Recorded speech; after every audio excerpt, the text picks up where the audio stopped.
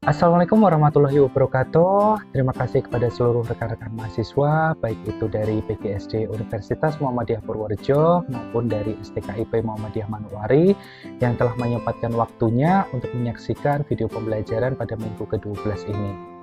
Pada minggu ke-12 ini kita akan belajar bersama terkait dua topik, yaitu model pengembangan bimbingan konseling di sekolah dasar dan yang kedua adalah karakteristik konselor yang efektif. Beranjak pada model pendekatan bimbingan konseling di sekolah dasar, kita perlu memahami tiga hal terkait dengan model pendekatan bimbingan konseling di sekolah dasar. Adapun yang pertama yaitu terkait dengan konseling direktif. Merupakan pendekatan ini bertolak dari asumsi bahwa manusia merupakan makhluk rasional dan memiliki potensi-potensi yang bisa dikembangkan ke arah positif atau negatif. Jadi pendekatan ini berangkat dari asumsi bahwa anak peserta didik itu dipandang tidak akan bisa berkembang secara otonom, melainkan membutuhkan pertolongan orang lain agar mencapai batas kemampuannya secara penuh. Kita sudah barangkali paham bahwa setiap anak peserta didik itu mempunyai minat, bakat, dan potensinya masing-masing. Dan kita sebagai calon guru bertugas untuk memaksimalkan potensi anak peserta didik. Kemudian yang kedua, yaitu konseling non-direktif. Pendekatan ini semula dikembangkan oleh Carl Rogers, dan pada dewasa ini pendekatan ini disebut sebagai konseling yang berpusat pada klien. Asumsi dasar yang melandasi pendekatan ini adalah bahwa anak peserta didik pada dasarnya rasional, baik, dapat dipercaya, bergerak ke arah aktualisasi diri dan ke arah pertumbuhan, keadaan sehat, realisasi diri, kebebasan, dan otonomi. Kemudian yang terakhir adalah konseling eklektif.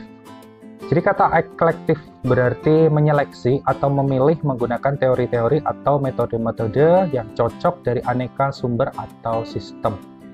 Jadi asumsi yang mendasari model pendekatan yang ketiga ini ialah bahwa individu secara berkala membutuhkan pertolongan profesional untuk memahami dirinya serta situasi-situasinya dan mengatasi segala permasalahan yang anak peserta didik alami.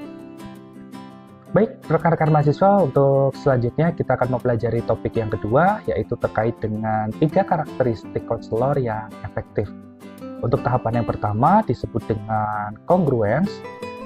Maksud dari kongruensi adalah bahwa seorang konselor yang efektif itu mampu membedakan individu mana yang betul-betul sesungguhnya adalah dirinya, yang benar-benar mengatakan apa yang ingin dikatakannya, dan perasaan yang ada di dalam lubuk hatinya yang terdalam adalah sama dengan apa yang ia ekspresikan. Dalam karakteristik yang pertama ini, kita sebagai calon guru perlu peka terhadap anak-anak. Apakah anak tersebut sudah benar-benar menjadi dirinya sendiri atau sedang mencitrakan diri? Kita perlu pahami betul rekan-rekan mahasiswa bahwa banyak sekali anak-anak peserta didik yang merayakan kesedihannya dengan tetap memilih tersenyum. Itu banyak sekali dan kita perlu paham bahwa pura-pura bahagia itu capek sekali, sehingga kita sebagai calon guru perlu peka terhadap anak peserta didik. Kemudian yang kedua adalah unconditional positive regard. Penerimaan tanpa syarat atau respect kepada klien harus mampu ditunjukkan oleh seorang konselor kepada kliennya. Seorang konselor harus dapat menerima bahwa orang-orang yang dihadapinya mempunyai nilai-nilai sendiri, kebutuhan-kebutuhan sendiri yang lain daripada yang dimiliki olehnya. Jadi kita juga perlu paham, untuk menjadi pendengar yang baik itu susah sekali ya rekan-rekan mahasiswa ya, dan kita memang harus menerima itu. Jadi apapun permasalahan yang dihadapi oleh anak peserta didik, kita perlu menjadi pendengar yang baik. Kemudian karakteristik yang ketiga atau yang terakhir adalah terkait dengan empati. Jadi empati adalah kemampuan untuk mengetahui bagaimana merasakan perasaan orang lain. Secara sederhana, empati dapat didefinisikan sebagai kemampuan untuk membayangkan diri sendiri berada pada tempat dan pemahaman yang dimiliki orang lain, baik itu mencangkup perasaan, hasrat, ide-ide, dan tindakan-tindakannya.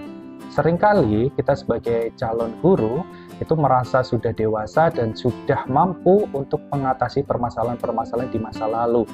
Kendati demikian, kita juga perlu paham bahwa tidak semua anak peserta didik itu sekuat kita hari ini. Jadi kita perlu paham bahwa masalah-masalah yang kita anggap sepele itu ternyata justru menjadi masalah terberat bagi anak peserta didik, sehingga kita perlu memupuk empati kita dari sekarang. Mungkin itu saja yang dapat saya utarakan terkait dengan materi model pendekatan dan karakteristik konselor. Adapun nanti materi lengkap dapat kita bahas secara langsung pada saat kuliah daring berlangsung. Demikian materi video pembelajaran pada minggu ke-12 ini. Adapun kurang lebihnya saya mohon maaf yang sebesar-besarnya. Saya akhiri, billahi taufiq wal hidayah. Assalamualaikum warahmatullahi wabarakatuh.